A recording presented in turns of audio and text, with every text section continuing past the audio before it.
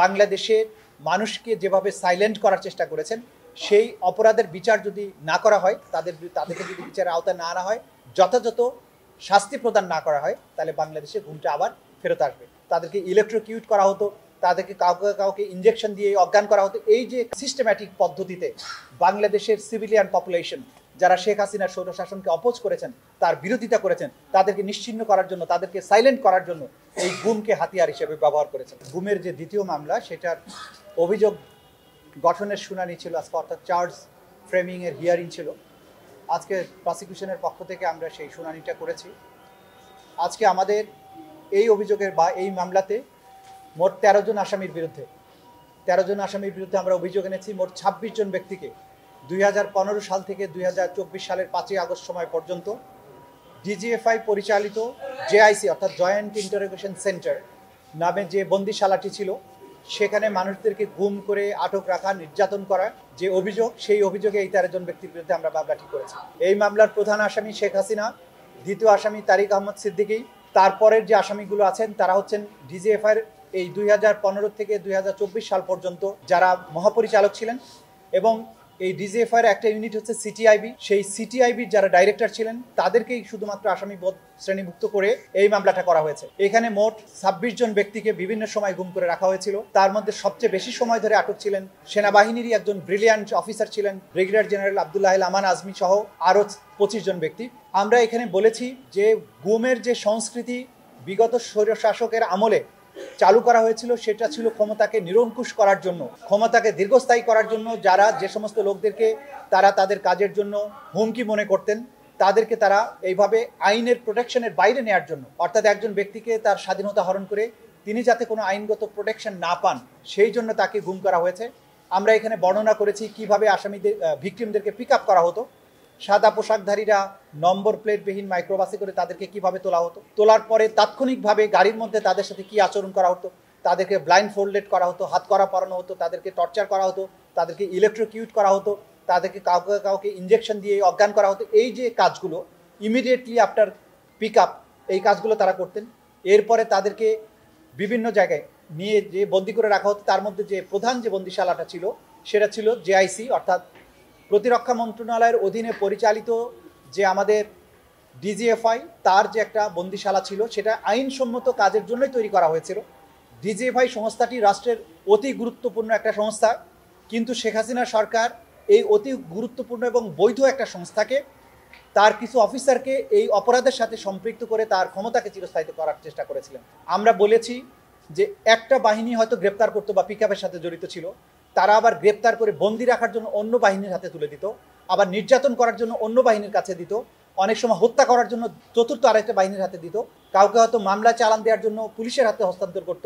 অর্থাৎ এই অপহরণ প্রক্রিয়ার সাথে police, CTTC, DB, DGFI, RAB এবং কোনো কোনো ক্ষেত্রে এনএসআই এবং কখনো কখনো বিজিবিকেও ব্যবহার করা হয়েছে। এই যে রাষ্ট্রীয় বিভিন্ন সংস্থা, এগুলোকে অপরাধ কর্মের সাথে সম্পৃক্ত করার মাধ্যমে এটা একটা ওয়াইড স্প্রেড এবং সিস্টেম্যাটিক পদ্ধতিতে বাংলাদেশের সিভিলিয়ান পপুলেশন যারা শেখ হাসিনার স্বৈরশাসনকে অপোজ করেছেন, তার বিরোধিতা করেছেন, তাদেরকে নিশ্চিহ্ন করার জন্য, তাদেরকে সাইলেন্ট করার জন্য এই গুমকে হাতিয়ার হিসেবে ব্যবহার করেছেন। আমরা এখানে আন্তর্জাতিক আইনের প্রভিশনগুলো তুলে ধরেছি যে কিভাবে এনফোর্স ডিসঅ্যাপিয়ারেন্স একটা আন্তর্জাতিক আইনের অধীনে অপরাধ, কিভাবে এটাকে ক্রাইমস এগেইনস্ট হিউম্যানিটির পর্যায়ে ফেলা হয়। এইসব জিনিস দেখিয়ে আমরা বলেছি যে এই গুমের মতো ভয়াবহতম অপরাধ করার মাধ্যমে এই আসামিরা বাংলাদেশের মানুষকে যেভাবে সাইলেন্ট করার চেষ্টা করেছেন, সেই অপরাধের বিচার যদি না করা হয়, তাদেরকে যদি বিচারের আওতায় না আনা হয়, যথাযথ শাস্তি প্রদান না করা হয়, তাহলে বাংলাদেশে ঘুমটা আবার ফেরত আসবে। সেই কারণে ভবিষ্যতের জন্য এই দেশকে, এই দেশের মানুষকে নিরাপদ করার স্বার্থে,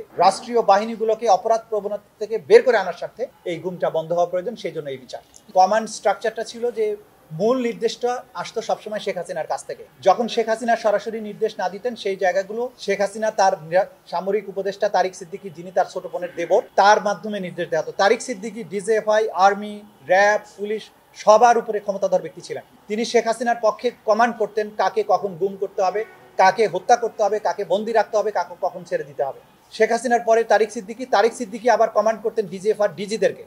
সুতরাং কমান্ড স্ট্রাকচার অনুযায়ী প্রাইম মিনিস্টার, নিরাপত্তা উপদেষ্টা, ডিজি এবং তারপরে ডিজির আন্ডারে ছিলেন সিটিআইবি ডাইরেক্টররা, যারা মূলত এই জেআইসি নামক বন্দিশালাটা পরিচালনার দায়িত্বে ছিলেন, তারা এই নির্দেশটা পালন করতেন। সুতরাং পুরো মামলাটাই ভিত্তি হচ্ছে কমান্ড স্ট্রাকচারের উপরে দাঁড়িয়ে আছে, সুপিরিয়র সাবঅর্ডিনেট রিলেশনশিপ এখানে আছে। তারা আবার সিজিআইবি ডাইরেক্টররা ভেতরে এমওডিসি বা অন্য স্টাফদের মাধ্যমে এটা কার্যকর করেছেন। সুতরাং তারাও একটা কমান্ড স্ট্রাকচার এখানে ব্যবহার করেছেন। সম্মিলিতভাবে সবাই তারা একটা অপরাধ, ফৌজদারি অপরাধের সাথে সম্পৃক্ত, যেটাকে আমাদের আইনের ভাষায় বলা হয় জয়েন্ট ক্রিমিনাল এন্টারপ্রাইজ। সম্মিলিতভাবে এই অপরাধটা তারা করেছেন। সুতরাং এই মামলার ক্ষেত্রে কমান্ড রেসপন্সিবিলিটির দায়ে আসামিরা অভিযুক্ত, তারা জেসিই বা জয়েন্ট ক্রিমিনাল এন্টারপ্রাইজের দায়ে তারা অভিযুক্ত। এই মামলাতে যে বন্দিশালাগুলো ছিল সেগুলোর বর্ণনা তুলে ধরেছি। গত মামলাতে আমরা টিএফআই সেল অর্থাৎ র্যাবের পরিচালিত যে বন্দিশালাটা ছিল সেটার বর্ণনা তুলে ধরেছি। আজকে জেআইসি অর্থাৎ জয়েন্ট ইন্টারোগেশন সেন্টার, যেটাকে আয়নাঘর বলা হয়, সেইটার বিবরণ তুলে ধরেছি, যেটা ঢাকা ক্যান্টনমেন্টের ভেতরে ডিজিএফআইয়ের সদর দপ্তরের দক্ষিণ পাশে মেস বির মাঝখানে একটা দ্বিতল বিশিষ্ট ভবন, যেখানে অসংখ্য ছোট ছোট খোপের মতো বন্দিশালা আছে, যেগুলো প্রথমত মোটা রডের যে গ্রিল দেওয়া আছে, তার বাইরে স্টিলের ঢাকনা দেওয়া আছে। এখানে ভেতরে কোনো লাইটের ব্যবস্থা নেই। প্রত্যেকটা সেলের ভেতরে একটা সিসিটিভি ক্যামেরা লাগানো আছে। ভেন্টিলেশনের জন্য ক্ষুদ্র একটা ভেন্টিলেশনের জায়গা আছে, যেখানে একটা এক্সজস্ট ফ্যান চালানো থাকতো। যখনই কোনো আজান হতো বা বাইরের কোনো শব্দের কারণে আসামিরা তাদের অবস্থান বুঝতে পারবে, সেই রকম সময় হলে করিডোরে যে এক্সজস্ট ফ্যান ছিল অনেকগুলো, সেগুলো তীব্র শব্দ করতো, সেগুলো চালিয়ে দেওয়া হতো। কখনো কখনো সাউন্ড বক্সে উচ্চ শব্দে গান বাজানো হতো। কখনো কখনো তাদের সেলের ভেতরে যে এক্সজস্ট ফ্যানগুলো ছিল সেগুলোকে চালিয়ে দেওয়া হতো। ফলে অসহ্য শব্দে অনেকের কান বধির হয়েছে এবং তারা বাইরের কোনো আওয়াজ শুনতে পেতেন না। কখনো কখনো কোনো বন্দী হঠাৎ করে এক্সজস্ট ফ্যান চালানোর আগেই হয়তো মসজিদের মাইক থেকে আজানের শব্দ শুনেছেন, কখনো জুমার খুতবা শুনেছেন, কখনো ঘোষণা শুনেছেন যে এই এলাকার অমুক ব্যক্তি ইন্তেকাল করেছেন, তার জানাজা অমুক মসজিদে এতটার সময় অনুষ্ঠিত হবে। কেউ কেউ এটা শুনে ফেলেছেন তাদের এই শব্দ নিয়ন্ত্রণ করার পরেও, এবং তা থেকে তারা বুঝতে পেরেছেন যে এটা ডিজিএফআই এর এই জায়গায় অবস্থিত একটা সেল। পরবর্তীতে এই ভিকটিম যে 26 জন, তারা পরবর্তীতে তদন্ত সংস্থার সাথে এই বন্দিশালা পরিদর্শনের সময় আমরা যখন তাদেরকে নিয়ে যাই, তারা তাদের নির্দিষ্ট অবস্থানের যে সেলগুলো ছিল সেগুলো নিজেরা আইডেন্টিফাই করেন। দেয়ালের কোনায় কেউ কেউ নাম লিখে এসেছিলেন, অন্যান্য আলামত দেখে তারা তাদের অবস্থানগুলো শনাক্ত করেছেন। এবং আমরা আদালতে এটাও তুলে ধরেছি যে এই বন্দিশালাগুলো আমরা ভিডিও করে নিয়ে এসেছি, সেগুলো ট্রায়ালের পর্যায়ে আমরা আদালতের সামনে তুলে ধরবো যে কতটা নিষ্ঠুর এই বন্দিশালাটা ছিল। আমরা এটাও বলেছি যে এখানে 20 জন 25 জন বন্দী যদি সবসময় থাকতো, সবার ব্যবহারের জন্য বাথরুমের সামনে একটা গামছা, নোংরা অপরিচ্ছন্ন একটা গামছা টানানো থাকতো, সেটা দিয়েই সবাইকে হাত মুখ মুছতে হতো, গোসলের সময় ব্যবহার করতে হতো। সেইটার থেকে অ্যালার্জি, খোস পাঁচড়া এই জাতীয় ব্যাধি সমস্ত বন্দীদের মধ্যে ছড়িয়ে পড়তো। এবং খুব কমনলি বন্দীরা বলেছেন সবার তাদের চোখ উঠতো, কারণ এত নোংরা ছিল, এটাতে মুখ মুছলে সবারই চোখ উঠতো। এরপরে একটা টুথব্রাশ রাখা হতো, সেই ব্রাশ দিয়ে হয়তো 25 জনকে ব্রাশ করতে বলা হতো। এই ধরনের ইল ট্রিটমেন্ট, একটা মানুষকে কতটা অমানবিক পরিবেশে রাখা যায় তার ব্যবস্থা এখানে ছিল। এই সেলটাই গত এই 15 বছর ধরে আসামিরা মেনটেন করেছেন, সেই কারণে তাদের বিরুদ্ধে এই অভিযোগগুলো আনা হয়েছে।